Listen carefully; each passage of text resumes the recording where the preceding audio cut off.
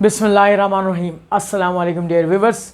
This is Sir Saud and you are watching my YouTube channel Saud Solutions.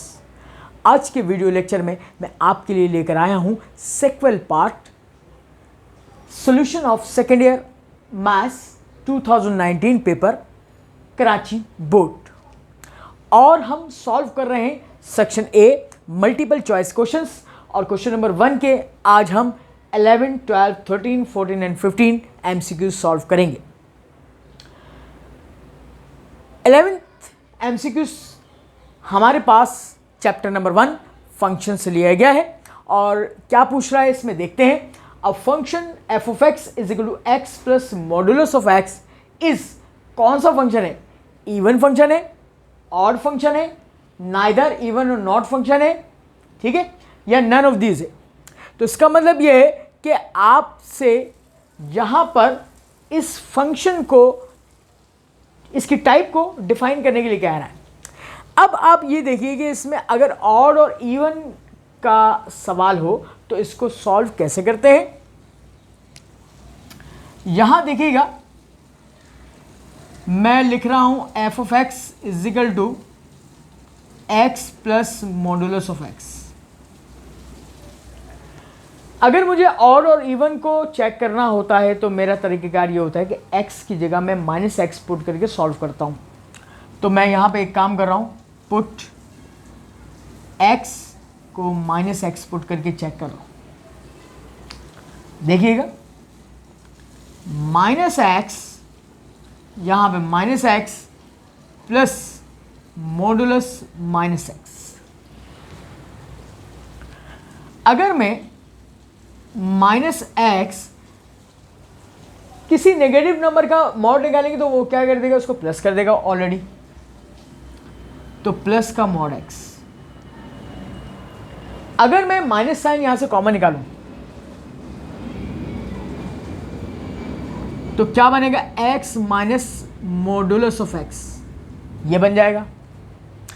क्या minus sign निकालने के बाद ये फंक्शन वही आया है जो मुझे दिया गया था या चेंज हो गया? तो असल फंक्शन क्या था, x प्लस मॉडुलस एक्स।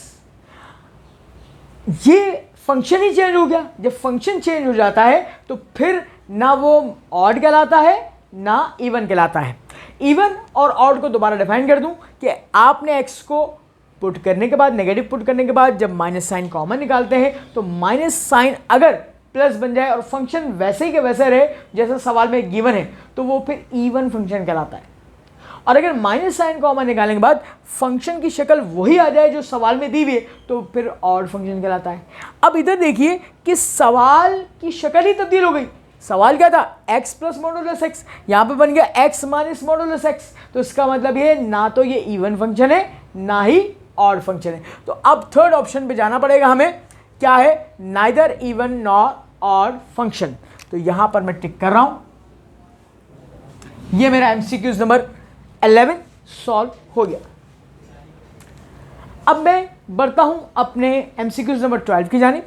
12 में मुझसे चैप्टर नंबर 2 से रिलेटेड एक एमसीक्यूज पूछा जा रहा है। कह रहा है if a is 2/3 the way from P to Q then a divides P Q in the ratio.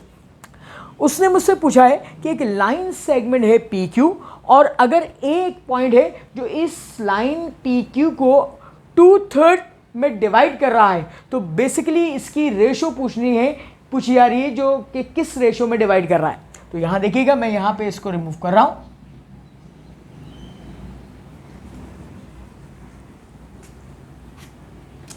सबसे पहले मैं यहां पर एक लाइन सेगमेंट ड्रॉ कर रहा हूं पी क्यू।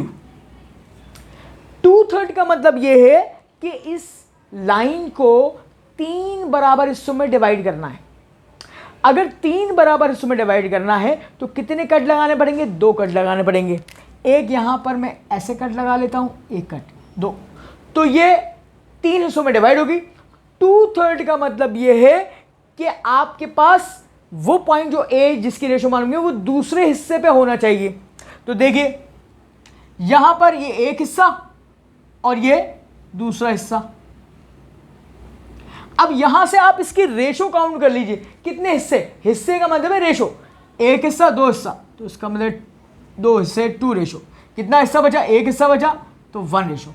यानी कि ये ए पॉइंट इस लाइन सेगमेंट पी क्यू को किस रेशो में डिवाइड कर रही है, 2:1 में डिवाइड कर रही है, 2:1। अब ऑप्शंस में देखिए कि 2:1 का है, तो पहला ऑप्शन जो है 2:1 मिल जाएगा और यही हमारा राइट आंसर होगा। इसको मैं यहां पर टिक करता हूं।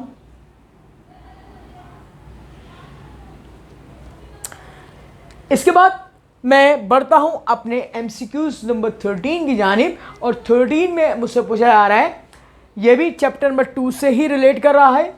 कह रहा है the slope of the bisector of the first and third quadrant. आपको उस बाइसेक्टर लाइन का स्लोप कैलकुलेट करना है या मालूम करना है जो फर्स्ट और थर्ड क्वाड्रेंट को बाइसेक्ट कर रहा हो।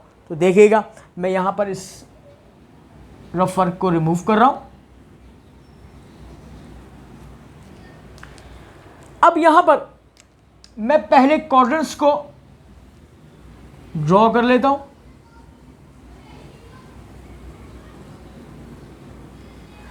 ये फर्स्ट क्वाड्रेंट है, ये सेकंड क्वाड्रेंट है, ये थर्ड है, ये फोर्थ है।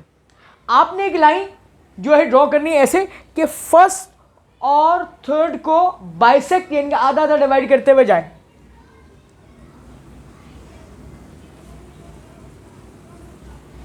ये बाइसेक्ट हो गई लाइन। अब ये टोटल एंगल कितना होता है, 90। इसको बाइसेक्ट किया, आधा किया, तो कितना हो गया angle, theta is equal to 45 degree हो गया। हमें इसका स्लोप कैलकुलेट करना है। हमें जब एंगल पता हो तो फॉर्मूला क्या इस्तेमाल करते हैं हम, m is equal to tangent theta. Tangent theta कितना है, 45 डिग्री। और हम ये बात जानते हैं कि tan 45 की वैल्यू हमेशा 1 होती है, तो m is equal to 1। Slope क्या आ गया, 1 के बराबर आ गया। अब हम यहां पर अपने ऑप्शन से मैच करते हैं कि ये 1 कहां पे मैच कर रहा है। पहला ऑप्शन है 0, नहीं हो सकता। सेकंड वाला -1 नहीं हो सकता। थर्ड ऑप्शन है 1 जो मैच कर रहा है। हम इसको राइट टिक कर देंगे, यही हमारा आंसर होगा। इसके बाद मैं बढ़ता हूं अपने एमसीक्यूज नंबर 14 की जानिब। 14 भी मुझसे चैप्टर नंबर 2 से ही पूछा गया है और आसान सा एमसीक्यूज है। कह रहा है the distance of a point 2,3 एक पॉइंट है from x axis. X axis से इस पॉइंट का फासला कैलकुलेट करके बताना है। तो आसान सा काम है, ट्रिक याद कर लीजिए कि अगर आपको किसी भी पॉइंट का एक्स एक्सिस से डिस्टेंस मालूम करने के लिए कहा जाए तो y कंपोनेंट जो होता है, y डिस्टेंस, उसका डिस्टेंस कहलाता है। तो y क्या है, 3, तो इसका मतलब option number 3, third option is right option. ये आपके पास एक्स एक्सिस से डिस्टेंस क्या हो गया, 3 के बराबर आ जाए। इसके बाद एमसीक्यूज नंबर 15 जो चैप्टर नंबर 7 से पूछा जा रहा है। ये कह रहा है the length of the tangent from the point. एक पॉइंट है 1,2 से आपको इसका लेंथ ऑफ टेंजेंट मालूम करना है टू द सर्किल। सर्किल की इक्वेशन भी दी हुई है। अब मैं यहां पर ये रिमूव कर रहा हूं।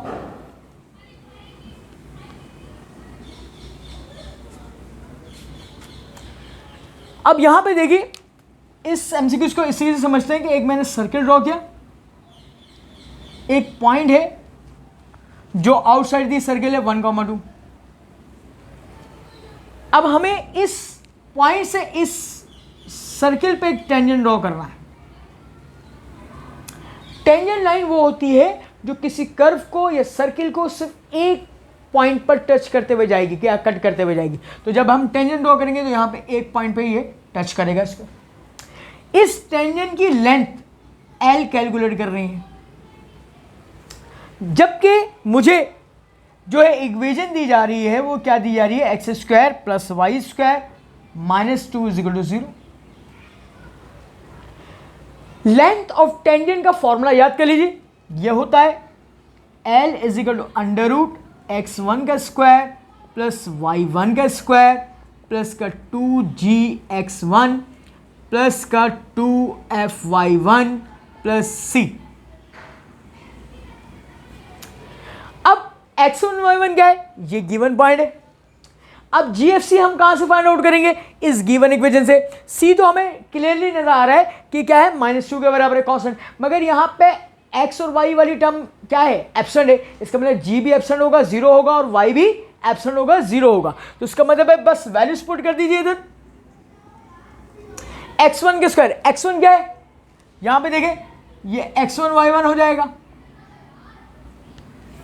x1 क्या, 1 का स्क्वायर पुट करेंगे 1, प्लस y1 का स्क्वायर 2 का स्क्वायर 4 हो जाएगा, प्लस ये वैल्यू क्या हो जाएगी, g की वैल्यू 0 है, इसकी वजह से 0 हो जाएगी, और f की वैल्यू 0 हो जाएगी, प्लस 0 कर दें, और c की वैल्यू यहां से निकाल लीजिए कांस्टेंट -2, तो यहां पे -2 कर दीजिए। अब देखें 4 + 1 0 तो हट जाएगा, 4 + 1 5, 5 में से 2 को माइनस करेंगे तो 3 आ जाएगा, √3, और 3 का स्क्वायर रूट नहीं निकलता है, तो इसका मतलब यह है कि आप ऑप्शंस में तलाश करें √3 कहाँ पे आएगा। ऑप्शन नंबर 1 √2 है, फिर 1 है, √6 है, और लास्ट ऑप्शन है √3। तो ये मेरा √3 is the last option, right option होगा। आपने इसको राइट टिक कर देना है। आपका MCQ नंबर 15 भी सॉल्व हो गया है। इस सॉल्यूशन को नोट डाउन कर लीजिए अपने पास।